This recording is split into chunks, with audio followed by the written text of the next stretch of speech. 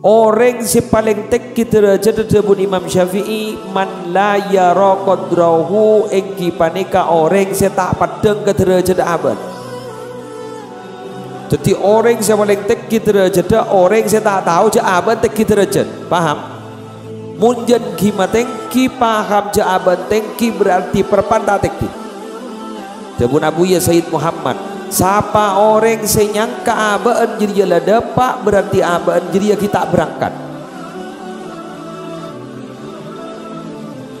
Jadi mun beda orang yang ngocak lah dapat berarti kita berangkat. Bila sedapat coba kita makan cepat mendapat insya Allah pada dapat. Ini kita takut ni kan kebaik status Facebook kemarin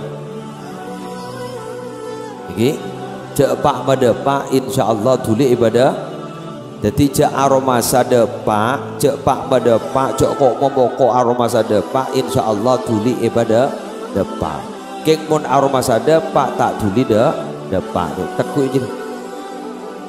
Kebaik status Facebook WA kemarin story cek aroma sadepak insya Allah tulis depak. Cek kok mau pokok pak mendapat biasanya pak tak tulis dapat.